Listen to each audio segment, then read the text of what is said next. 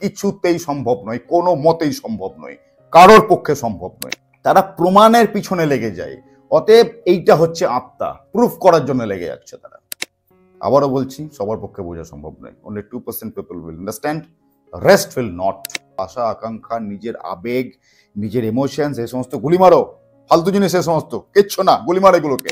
এইটাই হচ্ছে একমাত্র রাস্তা মুক্তি লাভ করার।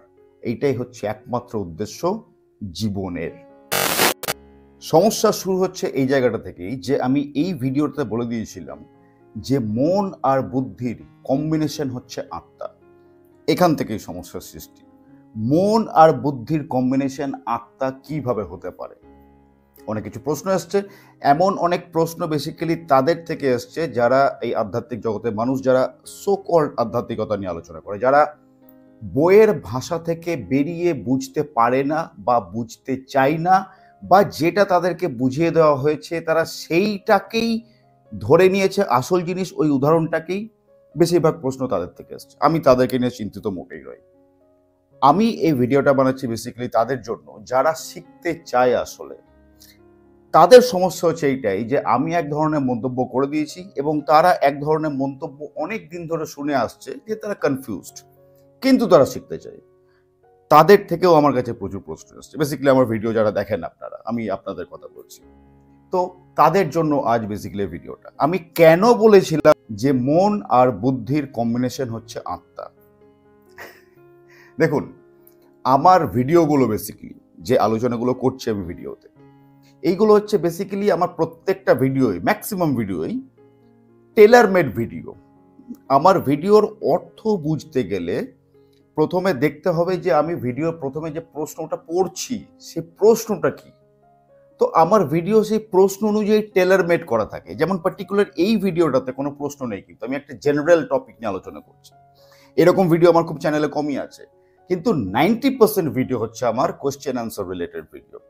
তো ওই ভিডিওতে আমি যে আলোচনাটা করছি সেটা বোঝার জন্য প্রথমে আমি যে প্রশ্নটা পড়েছি, যেটা স্ক্রিনেও দেখাই আমি, সেইটাকে বুঝতে হবে, দেখতে হবে যে তার সঙ্গে আপনার সমস্যাটা রিলেট করছে কিনা, তাহলে আপনি বুঝতে পারবেন। অরেলস আপনাকে আগে থেকে অ্যালার্ট করার জন্য যে আপনার লাইফে যদি কখনো এরকম ধরনের সমস্যা বা ডাউট আসে তখন আপনার কি করা উচিত। এটা হচ্ছে আমার ভিডিও ফরম্যাট। এই মোটিভে আমি ভিডিও বানাই, এই মোটিভ নিয়ে আমি ভিডিওতে বেসিক্যালি আলোচনা করি। তো আলোচনা শুরুতেই আমি আত্মার ডেফিনেশন দিতে গিয়ে এটাই বলতে চাই যে আত্মার বেসিক্যালি কোনো ডেফিনেশন নেই, কোনো রকম কোনো ডেফিনেশন নেই।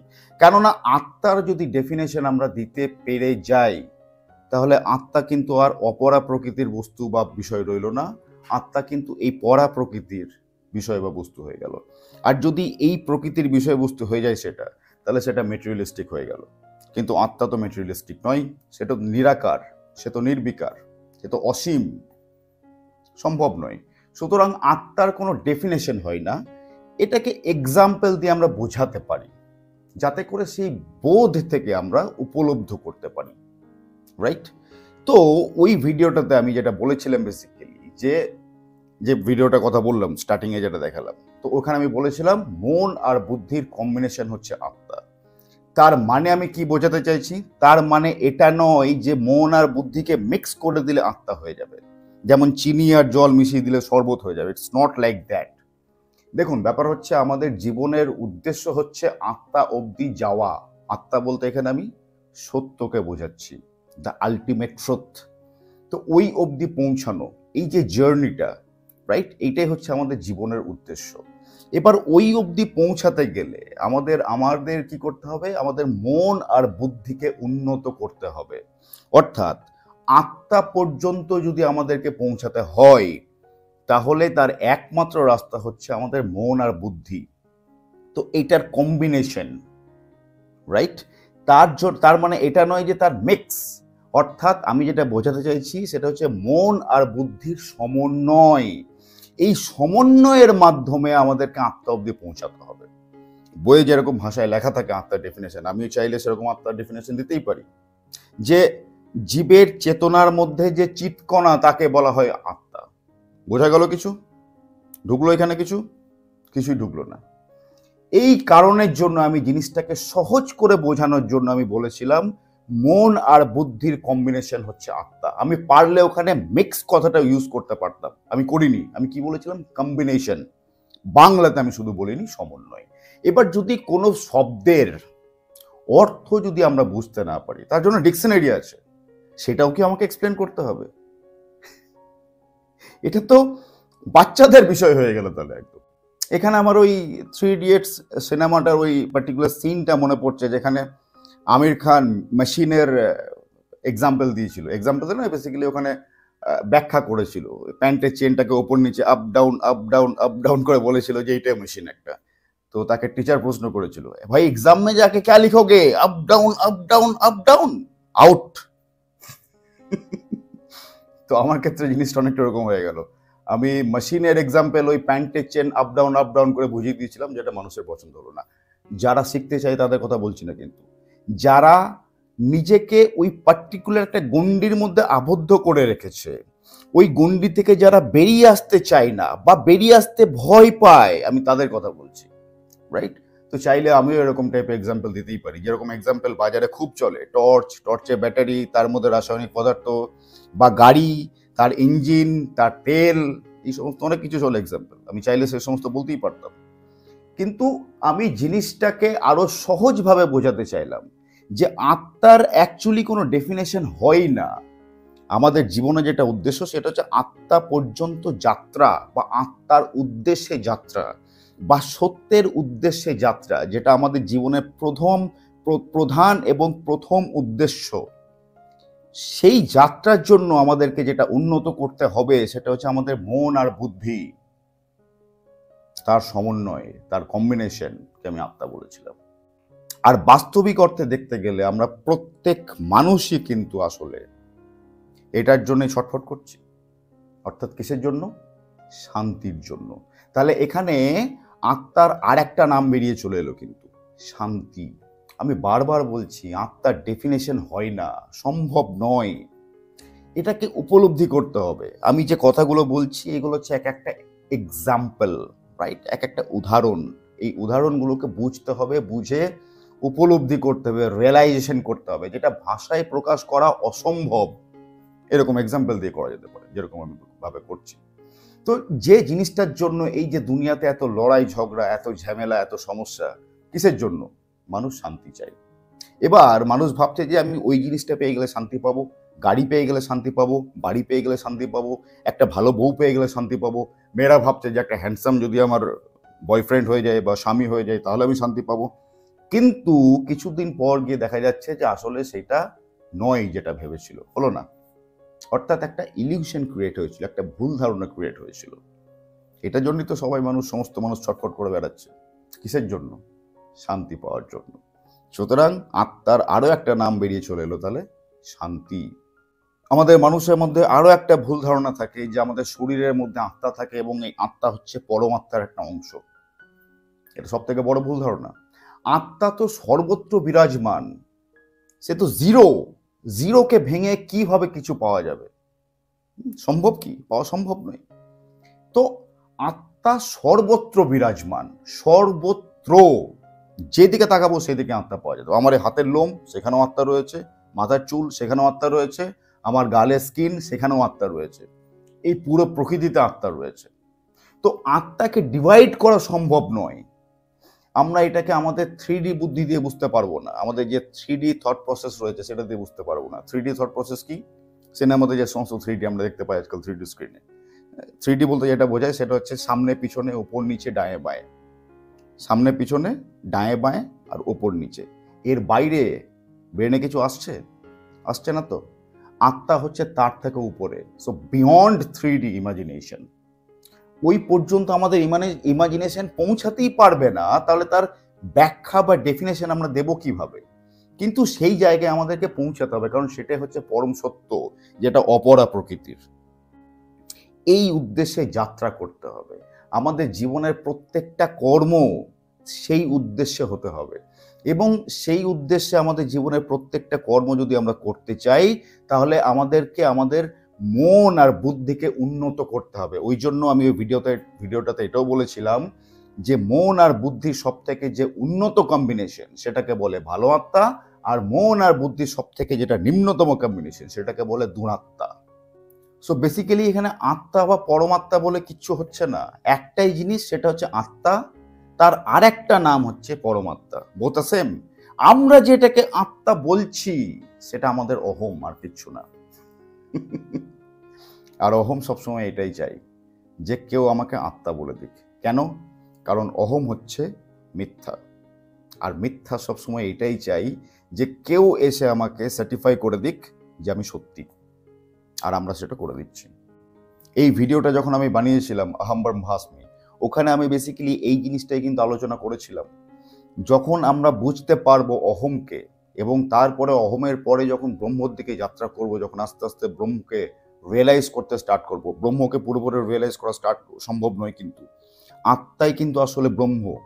তো তার উদ্দেশ্যে যখন যাত্রা স্টার্ট করব, তার উদ্দেশ্যে যখন আস্তে আস্তে আস্তে আস্তে আমরা উপলব্ধি করতে পারবো, অর্থাৎ আধ্যাত্মিকতার সিঁড়ি যখন সঠিক অর্থে আমরা এক ধাপ এক ধাপ এক ধাপ করে আস্তে আস্তে চড়তে শুরু করব, তখন আমরা এটাই বুঝতে পারবো যে এই যে ব্রহ্ম, এই যে আত্মা, এটা সর্বত্র বিরাজমান, এটা সর্বত্র সমস্ত প্রাণীর মধ্যে বিরাজমান।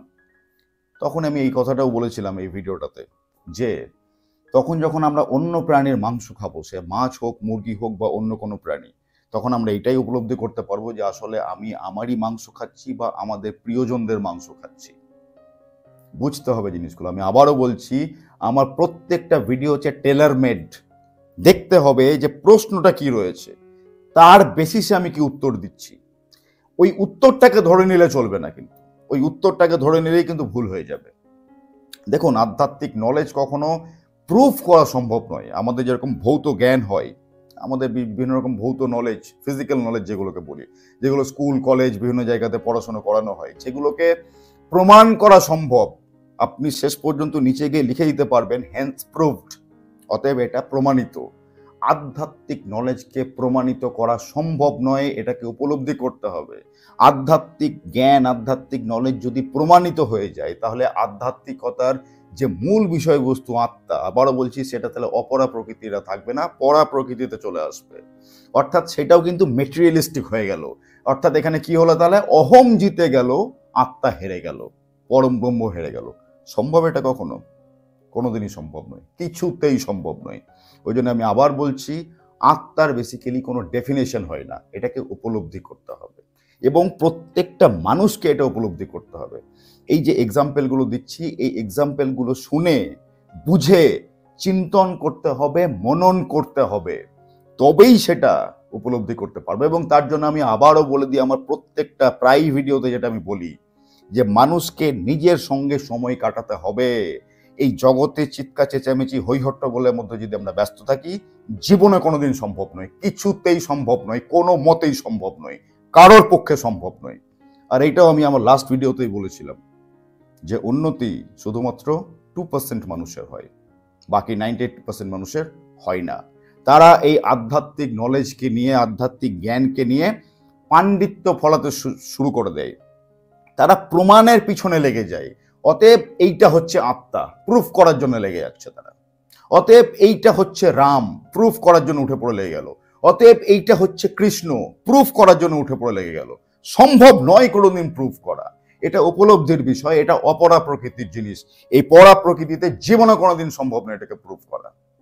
এখানে আবার বলছি, উপলব্ধি করতে হবে। উপলব্ধি আর অনুভব কিন্তু আলাদা আলাদা। অনুভব আসছে আমাদের অহম থেকে, আর উপলব্ধি আসে আমাদের চেতনা থেকে, রাইট? এই পার্টিকুলার ডেফিনেশনটা বুঝতে হবে, এই পার্টিকুলার ডিফারেন্সটা, পার্থক্যটা আমাদেরকে বুঝতে হবে। আবারও বলছি, সবার পক্ষে বোঝা সম্ভব নয়। Only 2% people will understand, rest will not. আর এই কারণের জন্যই আমাদেরকে শরীর দেওয়া হয়েছে। আমরা এই কারণের জন্য শরীর পেয়েছি, যাতে করে কর্ম করে আমরা আত্মার উদ্দেশ্যে যাত্রা করতে পারি, ওই পরম সত্যের উদ্দেশ্যে যাত্রা করতে পারি। কি করে? আবার বলি, কর্ম করে। একটি মাত্র রাস্তা ভগবদ গীতার, কর্ম, যুদ্ধ, এছাড়া সম্ভব নয়। আচ্ছা, কর্ম বলতে এখানে কনফিউজ হওয়ার কোনো প্রয়োজন নেই। আমি এখানে কুকর্ম বোঝাচ্ছি না, কিন্তু আমি এখানে ভালো কর্ম বোঝাচ্ছি। এবং শেষ পর্যন্ত ভালো কর্ম করে অকর্তা হতে হবে, অর্থাৎ কর্তা থেকে অকর্তা হতে হবে। অর্থাৎ আমি কোনো কাজ করেও সেই কাজের রেজাল্ট রিলেটেড কোনো বিষয়বস্তুর সঙ্গে আমি যুক্ত নেই। হিন্দিতে একটা কথা আছে, নেকি কর দরিয়া মে ডাল। এমনি এমনি বলে যায়নি সাধু সন্ন্যাসীরা এই কথাটা, যে নেকি কর দরিয়া মে ডাল, অর্থাৎ ভালো কাজ করো এবং তার ফলকে জলে ফেলে দাও, প্রয়োজন নেই আমার। অর্থাৎ আমি চাওয়া পাওয়া আশা আকাঙ্ক্ষা সমস্ত কিছু থেকে মুক্ত হয়ে গেলাম। অর্থাৎ কিসে থেকে মুক্ত হচ্ছি আমি? আস্তে আস্তে আমি অহং থেকে মুক্ত হচ্ছি। যতক্ষণ পর্যন্ত না আমি অহং থেকে মুক্ত হব, ততক্ষণ পর্যন্ত আমি পরম ব্রহ্মর সঙ্গে বা পরম আত্মার সঙ্গে বা আত্মার সঙ্গে মিলিত হতে পারবো না, সম্ভব নয়। এইটাই হচ্ছে জীবনের উদ্দেশ্য। এবার যেহেতু আত্মা নিজে কিছু করতে পারে না, সেই জন্য আমাদেরকে শরীর দেওয়া হয়েছে। কি জন্যে? যাতে করে আমরা কর্ম করতে পারি। আর এইটাই শ্রীকৃষ্ণ বারবার অর্জুনকে বোঝানোর চেষ্টা করছে। অর্জুন, এই সমস্ত চাওয়া পাওয়া আশা আকাঙ্ক্ষা, নিজের আবেগ, নিজের ইমোশনস, এই সমস্ত গুলি মারো, ফালতু জিনিস, এ সমস্ত কিচ্ছু না, গুলি মারো এগুলোকে, কর্মে মনোনিবেশ করো। বারবার কৃষ্ণ বলছে অর্জুনকে, কর্মে মনোনিবেশ করো।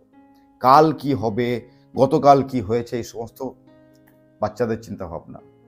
এটাই দেখতে হবে যে আমার এই মুহূর্তে কর্তব্য কি এবং সেই কর্তব্য অনুযায়ী কর্ম কি, আর সেই কর্মটাকে নিশ্চিতভাবে করে যেতে হবে অনবরত। এইটাই হচ্ছে একমাত্র রাস্তা মুক্তি লাভ করার। এইটাই হচ্ছে একমাত্র উদ্দেশ্য জীবনের।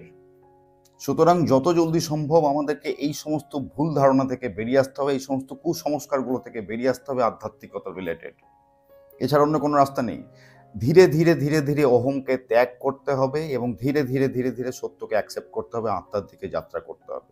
এটাই জীবনের উদ্দেশ্য। এটাকে যদি আমি একটা এক্সাম্পল দিয়ে বোঝাতে চাই, যারা গাড়ি চালাতে জানেন, সে 2 চাকা হোক বা 4 চাকা হোক, মানে উইথ গিয়ার যে সমস্ত গাড়িগুলো হয়, উইদাউট গিয়ারের বা অটোমেটিক গাড়ির কথা বলছি না, তারা ভালো করে বুঝতে পারছেন যে গাড়ি চালানোর সময় কি করতে হয়, আস্তে আস্তে ক্লাচ ছাড়তে হয় এবং আস্তে আস্তে অ্যাক্সেলেরেটর দাবাতে হয়, তাহলে গাড়ি ঠিক সামনের দিকে এগিয়ে যায়।